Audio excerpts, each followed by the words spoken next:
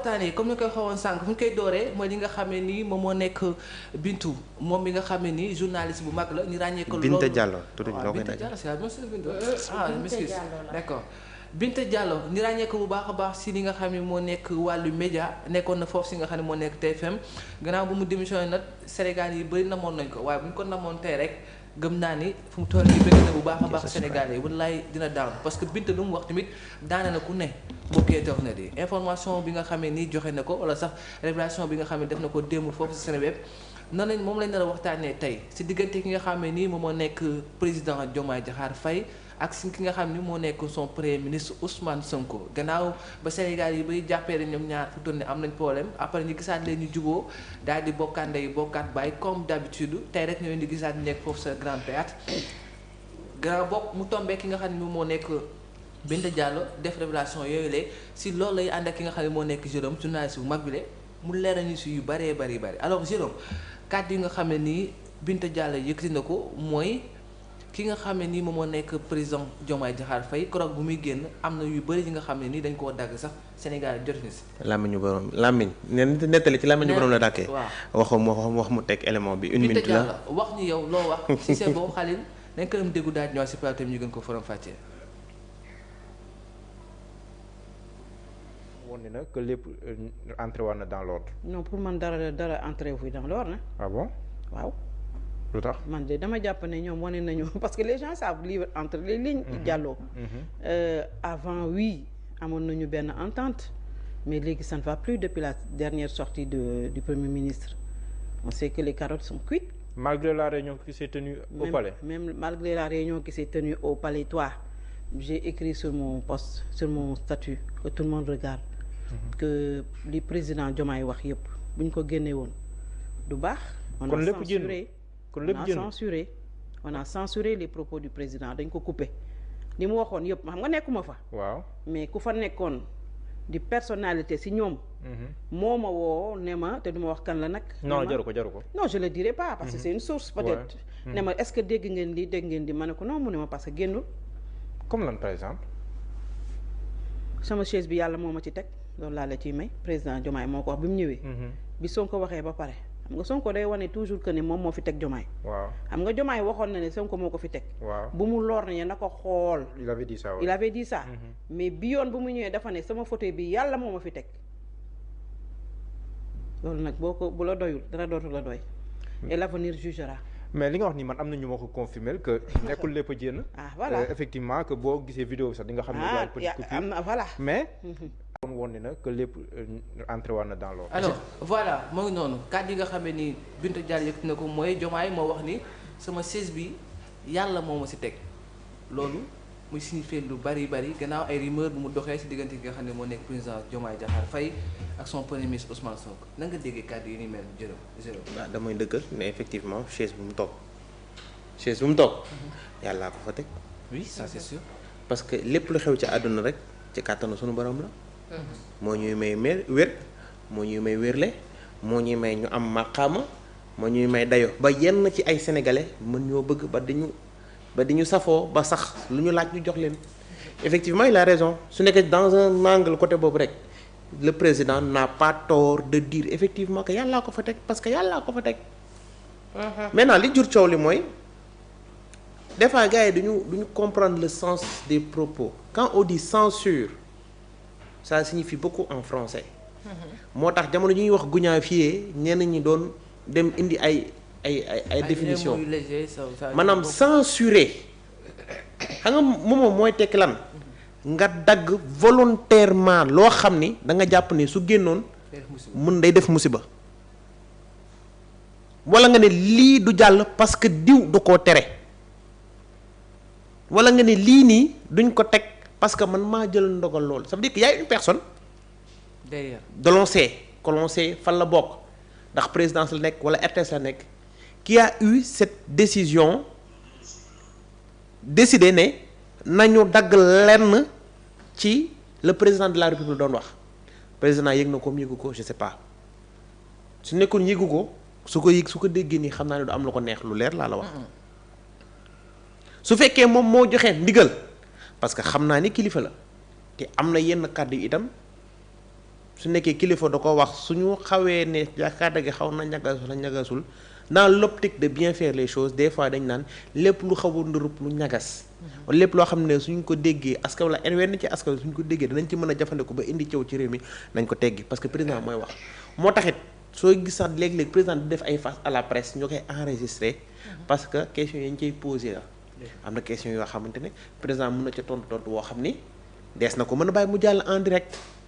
est-ce que tu comprends parce que kilifa la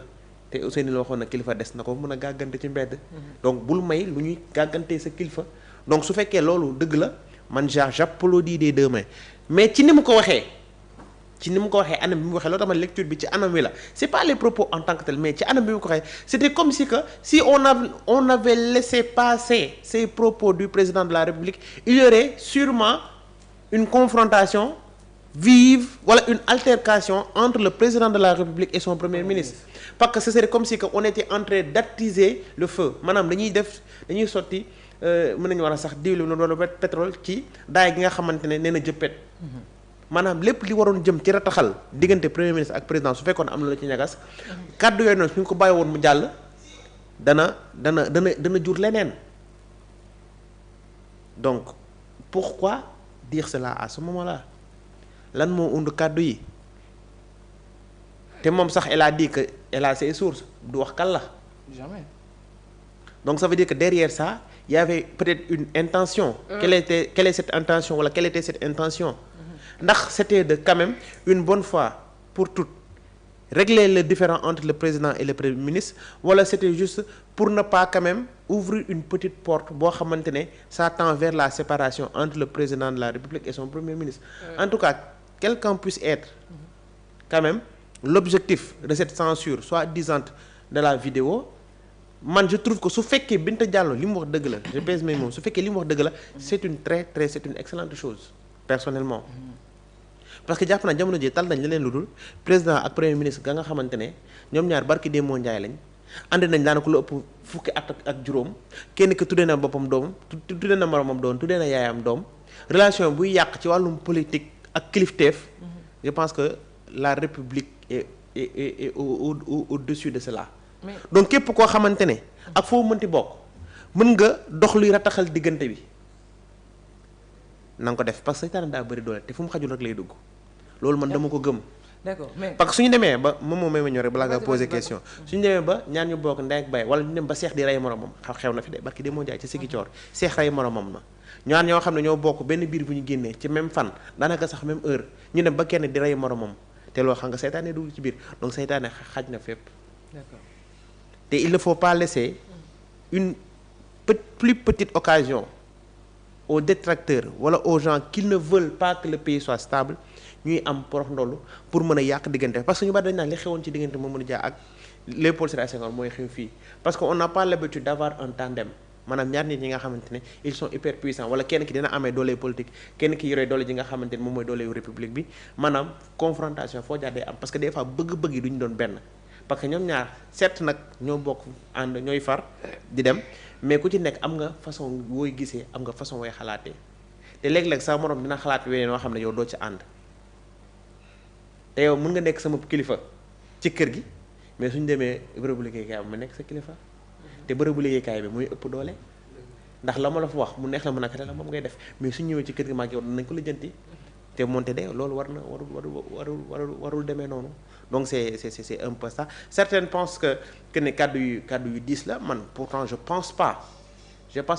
si l'optique de donner l'information c'était que ne am na ko intervenir wala am ko def intervention ba le président waxoon suñ ko bàyyi ma génn mën na jur coow man je pense que c'est pas une si mauvaise chose maintenant nag am ñoo xam ne dañ naan li mu wax lu dëgg te dans ce cas ce serait de la diffamation te gëwma ni Binta Diallo quoi qu'on puisse dire avec son professionnalisme dina dem bay diffamer avec le président quand même. non yaakaar naa soo dem ba diffamer mën nga diffamer Nana diffamer Ousmane diffamer ñeneen mais le président de la République clé de voûte des institutions ngay dugg ci gardam ba ngay wax loo xam ne du dëgg loo koy xanaa bëgg a kaso la rek. te wax na ko sax nee na bu ñu koy wax maanaam ku fa toogoon moo ko xaw a ça veut dire que moo nekk li nga xam ne moo nekk suuf sa mais tamit est-ce que du contradictoire Jérôme le fait que tey jii nii ñi dégg kàddu yi nga xam ne ni président Diomaye Diakhar Faye moo ko doon yëkkati parce que waxoon na fi ne moom du mës a jotee ki nga xam ne moo nekk Ousmane Sonko si li nga xam ne moo nekk affaire wàllu politique benn tamit moo waxaat ne moom président Ousmane Sonko comme ça Pastef fexe na tout bu bëgg moom mu doon président maanaam président Diomaye Diakhar Faye def na lépp lu mu mën pour fal ki nga xam ne moo nekk Ousmane Sonko lu ëpp lu tolloog 10 mois dem mais en 10 jours Ousmane Sonko fal na ko mu daal nekk li nga xam ne moom moo nekk président donc kooku du moom moo koy fexe di ko xeex wala ñoom ñaar ñu jote ci wàllu politique mais leneen tamit mooy est-ce que en tant que journaliste war na yëkkati kàddu yu mel noonu la. parce que kàddu yi boo ko déggee président bu fekkee def ni président Diomaye Diakhar Faye moo ni 16 ma toog yàlla moo fa teg loolu dëgg la ñëpp koo xam mais tamit est-ce que bu fekkee ni kàddu yooyu ba gannaaw ma ko yëkkatee ba pare lañ ko maanaam censuré maanaam dañ ko daggoon nëbbu ko parce que jàpp na ne lii kat bu génnee mën na indi coow ci li nga xam ne moo nekk dëkk bi ak dëkk bi fu mu toll nii maanaam lii waru génn moom en tant que journaliste mu génnee ko. dama ni est-ce que mënu yëngal man j'en suis sûr et absolument sûr que loolu du loolu personnellement su fekkee kàddu yu Binta Diallo gëm naa ko mooy li mu wax naan vidéo dañ ko dagg peut-être parce que en tant que tamit quand même un GRI soo gisee élément bi nga xam ne am na fu ñu ko kët te la plupart en matière de reportage noonu la forcément da nga def ay kët mais li ngay kët lu mu doon moom la ñuy wax li ngay kët maanaam lan lay doon mais que yàlla moom fi teg ñëpp loolu lu ci dara dagg mais li ma la wax. mais ma ñëw rek fi nga ñëw maa ngi fi ñëw maanaam su nekkee loolu rek la donc loolu jarul dagg wala dafa am leneen loo xam ne waroon na ko waxu ko. loolu lay wax. mais aussi fi nga wax tamit question bi nga posé ba am solo parce que bu ñu fàtte ne ñun journaliste am ñu bari xamuñu ko y a la charte de Munich qui régit lu ñu wax ci wàllum texte lan la journaliste wala doxalee ci wàllum xibaar dañ la naan am na xibaar yoo xamante ne yow nga yor ko xam ko. mu nekk ay xibaar yu wër su fekkee ne da nga koy wax mu nërmel réew ma wala am coow ya mu jur ci réew ma charte de Munich tere na la nga daal di koy génne ak xibaar boobu ak importance bu mu mënti doon tu as l'obligation de retenir cette information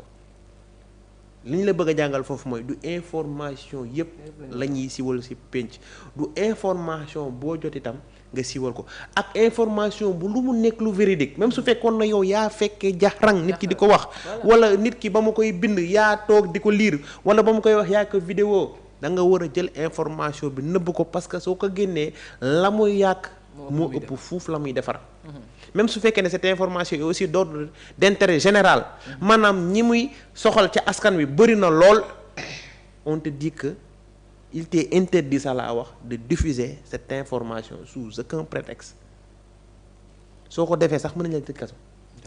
parce que dañuy xool portée information ba fan la jëm surtout loolu la ñuy gën a xool moo tax tere nañ képp koo xam ne taskati xibaar nga yor a xibaar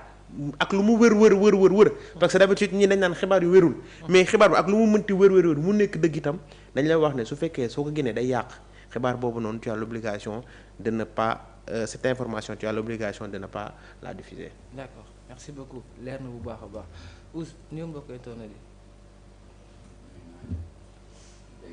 waroon naa ñëpp tawfeex ci ñëpp itamit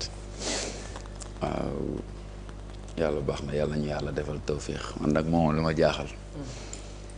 bu ñu demee moom ba RTS di censuré. dëkk bi déglul rek waaw déglu. RTS la donc RTS moo censuré. Ah ouais. ak loolu rek. teewlu naa de c'est RTS qui a censuré. mais RTS la jàll RTS moo censuré. ça l'information c'est ça mënoo wax leneen. parce que jàllul Sénégal jàllul Télé Sénégal jàllul feneen RTS la jàll. non mais c'est RTS qui détient l'exclusivité de ces images. parce que foofu RTS kese fay teew attention beneen chaîne teew fa. donc kon peut-être. non moom moo sama question non dafa nag xam nga da nga wax léegi ne. maanaam censure dafa am maanaam mën na jóge ci kenn. waaw maanaam président mën na ko. un décisionnaire. waaw mu la wax. mais si c'est le président donc il ne faut pas parler de censure. mais c'est pour cela que j'ai tenu à essayer d'expliquer l'étymologie wala la définition du mot censure. du mot censure Jérôme bi muy tàmbali. defal na la 1 plus 1 égale 2 ci censure. comprendre mooy exact. maanaam comme képp kuy seetaan maanaam boo comprendrewul censure Jérôme am na loolu la ci yaatal. ok. pour nga xam lii mooy censuré de un mooy nga wax ju rëy loo xamante ni maanaam nit mën na ko dégg censure des fois sax bañ na ko ba li gën a banaan li gën xew jamono muy TikTok boo fi wax yenn wax yi boo ci egg daka naan teint pour ñu bañ ko dégg moo tax ma ne nag bu ñu demee ba télé bu mag boobu moom di censuré. ba nit ñi Binta wax. Binta. voilà mais télé boobu maa ngi ñëw de yow ci sa jëmmi bopp loo jëkk a wax sax di leeralaat. bu dee. voilà yow waxoo ne moo am de da nga ni sax yow sa jëmmi bopp sax da nga leen ne bu dee lii Binta wax. merci. kon ba léegi yow taxawoo Jérôme taxawoo Nana taxawul Momo taxawul man taxawu ñu ne mais moom bu dee li mu wax lañ wax. bu dee moom li mu wax mooy dëgg l'heure est grave kañ ba télé bu mag di censure président. waaw l'heure est grave. waaye sama sañoon ma bañ a utiliser le mot censuré. j'aurais préféré. ah. non personnellement. je lui aurais conseillé de ne pas utiliser le mot censuré. merci ñun nekkuñ fi di ñun dañoo wax ñu taxaw di nettali pour muy leer ñun créé wuñ censure nekkuñ ci livre Larousse. te foo ko waxee censure dañuy xalaat lu bon la. merci léegi dafa am nag ñaari kàddu yu ci am chaque jour mooy li ma la doon wax suñ problème bi mooy ñëwaat ba léegi suñ problème ba mooy ñëwaat ba léegi mooy nanaa li ma la fi mosoloon keroog waxoon ko moom buñ demee nag ba dugg mosoloon ngañ ko sax page Twitter ñuy saaga président Facebook ñu ko fay saaga feneen ak feneen ñu koy wax lu ñaaw bañ naan war na wax li war a warta wax li maanaam ku yor imaanu billahi di ngëm muy musulman di sax yi ay yahud xam nga ni yàlla kenn la te lu am moo ko dogal quel que soit alpha xam nga ni yàlla lu am la te lu am moo ko dogal fii mu nekk ku dul yàlla tegoo ko fi te bu fiy jógee ku dul yàlla du ko fi jëlee man fii ma nekk ku dul yàlla tegoo ma fi te bu ma fiy jógee ku dul yàlla du ma fi jëlee ndax malaakal mawti mii rey xaw ma ndax mu ngi ci yoon bi man biiruma sama wax ji yëpp biiruma ndax émission bi naa ko àggali wóoruma de ndax naa ko àggali lépp mu ngi aaju ci ndogalu suñu borom léegi nag xam nga lan mooy dayo gi Jérôme pourquoi lu ñëw président bu waxee ñi mu arrangé wul taawi ko di ko sànni Ousmane Sonko foofu dafa jar a taxaw seetlu xam nga moom moo sànq yaa ngi koy wax nga ni ki dem ba nga xamante ni moom ci jëmmi boppam nga ni 10 mois xaw ma wala lu ko ëpp mu ngi bëgg a def Ousmane Sonko président ci 12 jours Ousmane Sonko def ko président neexitu suñu borom la fa lawhil mahfuz président boo demee ci nax ñu jàngal la fa ñuy désigner wàllu yuyu ak borom garaat yi président fa lañ koy désigner ca lawhil mahfuz la suñu borom bindoon Bassirou Diomaye Diakhar Faye ala kulli haal ca yàlla ala kulli haal même bu doon 2 jours a ci des noonu lay demee yàlla suñu borom moo dogaloon ni kii nga xamante ni yàlla na yàlla yokki leeram taas ko ci barke yi yóbbu ko ca àjjana muy borom Aquateria yàllaa ni woon day bokk ci présidence yi ñu ne day dem élection waaye du ko fekkee muy masata kii maa ngi naan masata sax yata saay yooyu ay mbiru suñu borom gis nga lu fi am di fi ay xelu doomu aadama lu muy baax na ñuy indi ñun ngëm gi ñu gëm teg ko te moomoo boo xasee doon président dafa am loo moom am loo moomut boo doonee ministre dafa am loo moom gis nga xoolal yii di xew nii moomu du kenn ñoom ñoo jaxase seen bopp de kenn dugg si parce que nit ay génn wax ñu ne warul wax lii Ousmane Sonko wax lii loo xamante ni sax lu ëpp la nit ñi ne non nu mu ko waxee baax na keneen ni mu waxee baaxul déedéet maanaam esprit boobu ñu bëgg a nekk moomu man ba ma gisee souhaiter joyeux anniversaire bu ñu yëg ko def Ousmane Sonko nit ñi génn di ko kaas man laa ci pare happy birthday to you longue vie ñu koy kaas laa ni man ñii nag man xaw ma fu ñu bëgg a nekk nañ rek le te yem te ñoom ñëpp laa wax moomoo nanaa mi ay temps ma toog fii bëgg ko yëy ay temps nga toog fii bëgg ma yëy barki démb rek juróom naroon na la dugal arrêt xam nga lan la loolu yëfi doomu aadama la day am bu amee xam nga lan la effacé leen xam ni dafa waroon am na ñu gas suul nekk ci la mais xam nga lu gën a bon ci doomu aadama mooy jàpp da ngeen ne da ngeen bëgg a continuer li jàpp moo ma waxoon lii moo defoon lii tant que ñu ngi ko fiy def fenn duñ bouger dañuy xam ni nit ak nit ñooy ànd coow day am nanaa day xëy du nekk ma nekk ma mbalak ko du ko neex nanaa xëy du ma nekk mu moo mbalak ma du ma neex keneen ak keneen noonu sa xol day laaj mais li la koy diriger mooy nga digérer ko muñ ko xam ne lundi jàll na ñu ngi ci mardi ñu fexe xool nan la ñuy amee mercredi bu baax li mooy yëf yi. alors mu ngi noonu buñ paree nañ dem si li nga xam ne ni moo def coow fii Sénégal nekk enterrement ki nga xam ne moo nekk Serigne Issa Touré moom tamit gannaaw tey bañ ko jëbalee li nga xam ne